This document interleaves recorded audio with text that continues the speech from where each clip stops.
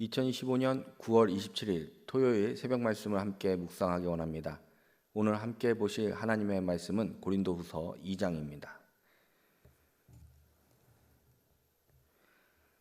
내가 다시는 너희에게 근심 중에 나아가지 아니하기로 스스로 결심하였노니 내가 너희를 근심하게 한다면 내가 근심하게 한 자밖에 나를 기쁘게 할 자가 누구냐?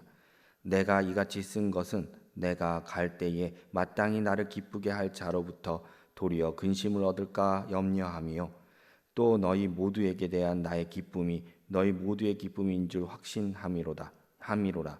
내가 마음에 큰 눌림과 걱정이 있어 많은 눈물로 너희에게 썼노니 이는 너희로 근심하게 하려 한 것이 아니요 오직 내가 너희를 향하여 넘치는 사랑이 있음을 너희로 알게 하려 함이라. 근심하게 한 자가 있었을지라도 나를 근심하게 한 것이 아니요 어느 정도 너희 모두를 근심하게 한 것이니 어느 정도라 함은 내가 너무 지나치게 말하지 아니하려 함이라. 이러한 사람은 많은 사람에게서 벌받는 것이 마땅하도다. 그런즉 너희는 차라리 그를 용서하고 위로할 것이니 그가 너무 많은 근심에 잠길까 두려워하노라. 그러므로 너희를 권하노니 사랑을 그들에게 나타내라. 너희가 범사에 순종하는지 그 증거를 알고자 하여 내가 이것을 너희에게 썼노라. 너희가 무슨 일에든지 누구를 용서하면 나도 그리하고 내가 만일 용서한 일이 있으면 용서한 그것은 너희를 위하여 그리스도 앞에서 한 것이니 이는 우리로 사단에게 속지 않게 하려 함이라. 우리는 그 계책을 알지 못하는 바가 아니로라. 내가 그리스도의 복음을 위하여 드로아에 이름에 주 안에서 문이 내게 열렸으되 내가 내 형제 디도를 만나지 못함으로 내 심령이 편하지 못하여 그들을 작별하고 마게도냐로 갔노라. 항상 우리를 그리스도 안에서 이기게 하시고 우리로 말미암아 각 처에서 그리스도를 아는 냄새를 나타내시는 하나님께 감사하노라. 우리는 구원받은 자들에게나 망하는 자들에게나 하나님 앞에서 그리스도의 향기니 이 사람에게는 사망으로부터 사망에 이르는 냄새요 저 사람에게는 생명으로부터 생명에 이르는 냄새라. 누가 이 일을 감당하리요? 우리는 수많은 사람들처럼 하나님의 말씀을 혼잡게 하지 아니하고 곧 순전함으로 하나님께 받은 것 같이 하나님 앞에서와 그리스도 안에서 말하노라. 아멘.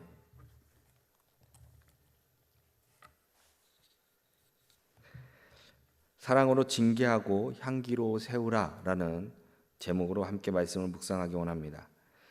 고린도 교회는 자신의 사도직에 대한 공격과 도전, 그리고 교회 내에서 바울을 공개적으로 모욕한 사람, 분열, 음행, 질서가 무너짐 등 다양한 윤리적 문제들이 있었습니다.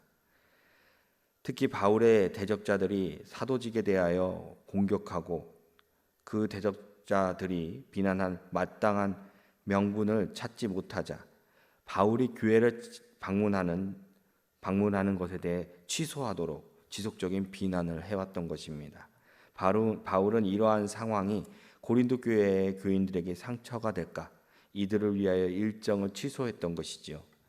교회 방문에 있어 교회 계획을 취소한 이유는 고린도 교회를 바울은 진정으로 아꼈기 때문인 것입니다. 그렇기 때문에 바울은 고린도 교회가 힘든 일을 겪지 않게 하고 싶었던 것이지요.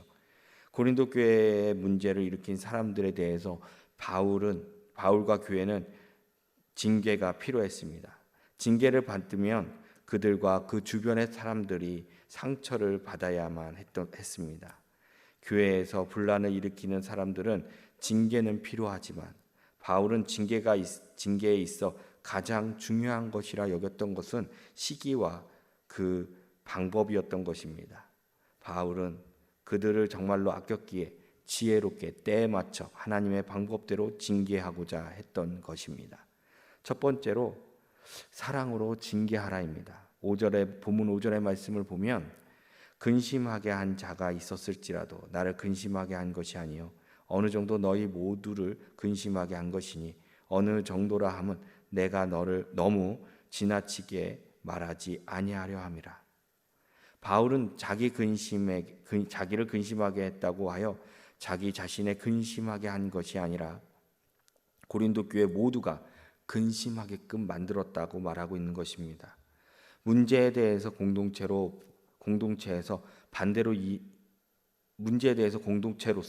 반대로 이야기한다면, 이들에게 징계를 주고 충분히 그들에게 벌을 내려줬다면 이제는 모두가 그를 용서하고 위로하며 지나친 슬픔에 짓눌리는 일이 없도록 사랑을 보이기를 권면하고 있는 것입니다.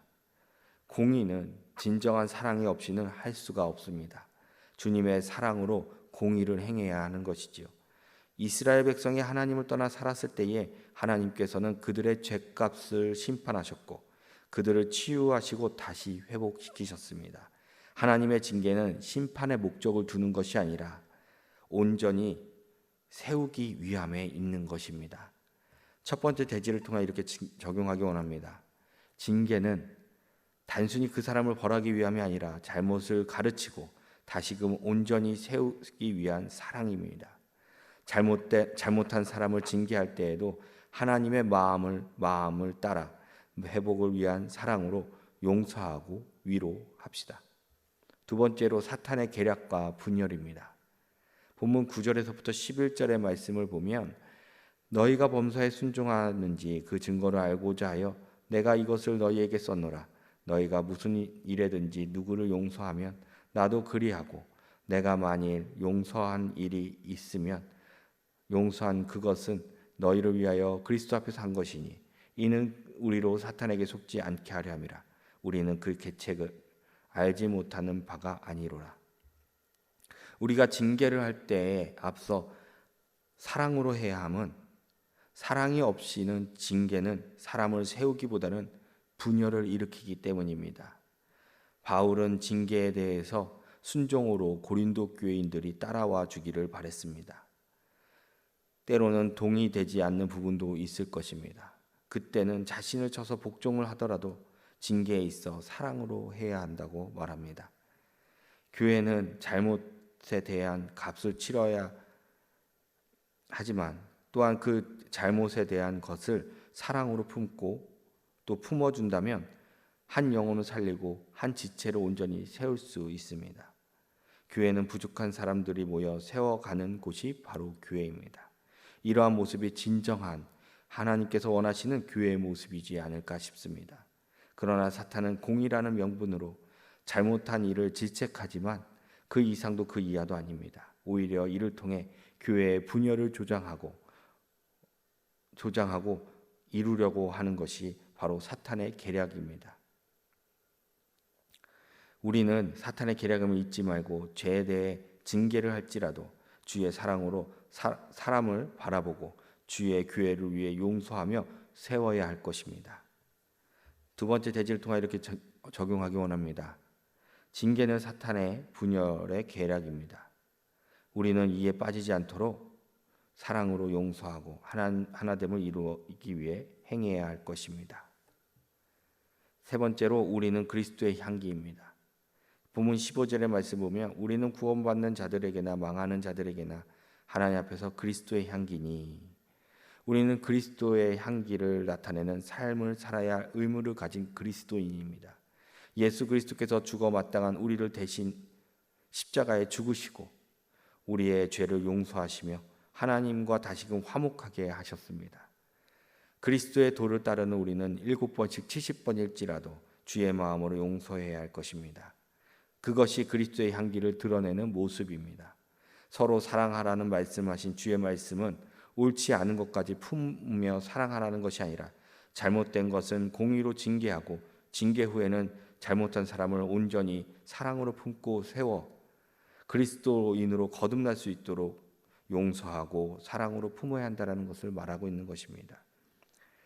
이러한 모습이 진정한 그리스도인이요 그리스도의 향기를 나타내는 것입니다.